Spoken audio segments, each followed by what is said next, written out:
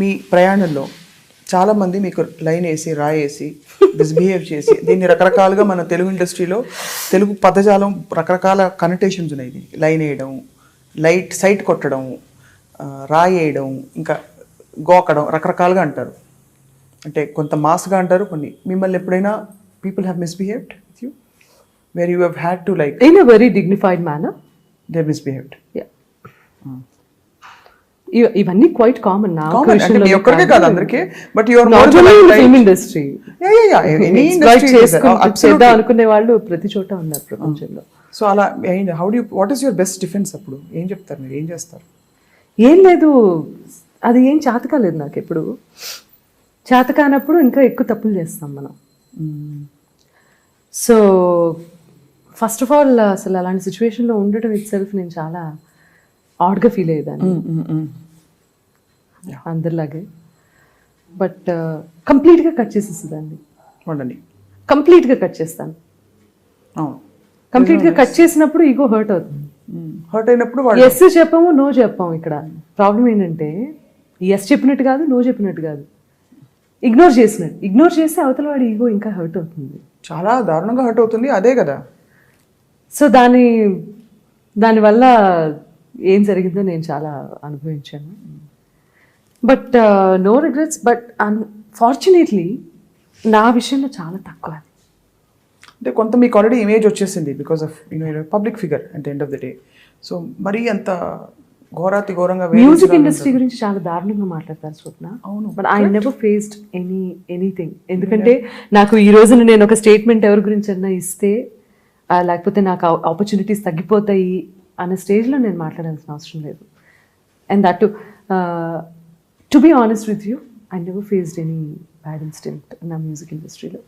చిన్న చిన్న ego hurt చేసిన సందర్భాలు ఉన్నాయి, ఇన్సల్ట్ చేసిన సందర్భాలు ఉన్నాయి, ఆర్ పాట పాడించి తీసేసి, ఆర్ ఇవన్నీ క్వైట్ కామన్ అన్న కేటగిరీ కిందకే.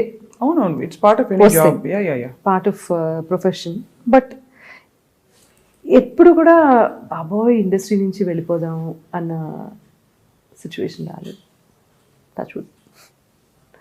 కానీ చాలా సందర్భంలో పర్సనల్ లెవెల్లో అలా ఎక్స్ప్లాయిట్ చేద్దాం అని అనుకున్నారు డెఫినెట్లీ చాలామంది ఉన్నారు. బట్ నా అవసరం నన్ను ముందుకు నడిపిస్తుంది కదా. ఇది కాకపోతే ఇంకో డోర్ నాక్ చేయాలి అంతే.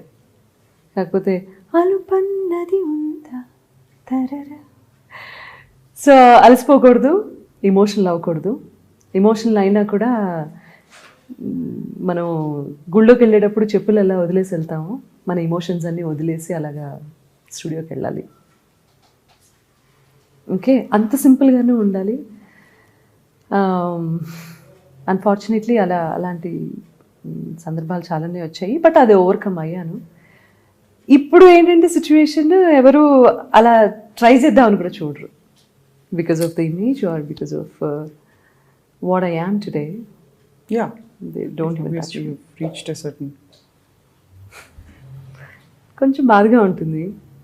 ఇవన్నీ లేకపోతే ఎవరన్నా సరే ఉండి, అంటే నాకు ఎవరన్నా పక్కన ఉండి నడిపించే కాన్సెప్ట్ మీద నమ్మకం పోయింది. అంటే వాళ్ళు ఉంటారు లేదో తెలియదు, ఉన్నా సరిగ్గా ఉంటారు లేదో తెలియదు, ఏది శాశ్వతం కాదన్న విషయం మాత్రం బాగా నథింగ్ ఈజ్. ఇప్పుడు ఉన్న మనుషులు మనతో లైఫ్ లాంగ్ ట్రావెల్ చేస్తారా అన్న నమ్మకం లేదు నాకు.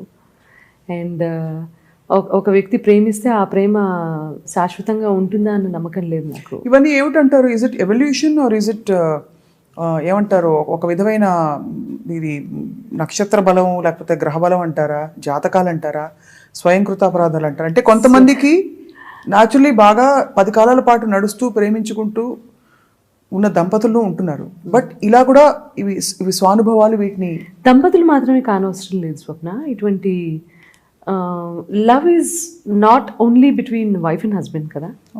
ఫ్రెండ్స్ అవ్వచ్చు, లేకపోతే కలీగ్స్ అవ్వచ్చు, లేకపోతే ఎవరైనా కావచ్చు. ఎవరు శాశ్వతం కాదంటారా? ఏది శాశ్వతం కాదు అని స్ట్రాంగ్గా మనం ఫేస్ చేసే సిచ్యువేషన్స్ బట్టి అనుకోవాల్సి వస్తుంది. మరి అనుకుంటాను. కానీ బెస్ట్ పార్ట్ ఏంటంటే ఇన్ దిస్ హోల్ జర్నీ, ఈ ప్రాసెస్లో మళ్ళీ నమ్ముతాం. డెఫినెట్గా నమ్మాలండి. మళ్ళీ ఆ రిలేషన్షిప్లోకి ఎంటర్ అవుతాం. ఎనీథింగ్, అది ఒక ప్రియురాలు కాదు, ఒక వైఫ్ అండ్ హస్బెండ్ కాదు, అమ్మ నమ్మకం కాకుండా ఎనీ అదర్ రిలేషన్షిప్. మళ్ళీ ఫ్రెండ్షిప్ చేస్తాము, మళ్ళీ హర్ట్ అవుతాము, మళ్ళీ హ్యాపీగా ఫీల్ అవుతాం. ఇదంతే ఒక సైకిల్ అనిపిస్తుంది నాకు. ఐ డోంట్ నో, అంటే మేబీ అది ఎప్పుడైతే యాక్సెప్ట్ చేసేసామో నథింగ్ ఈజ్ పర్మనెంట్ అని, అప్పటి నుంచి ఆటోమేటిక్గా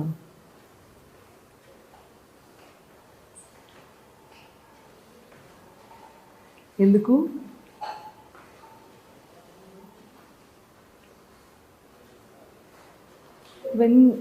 when you talk about the life, it happens అంతే.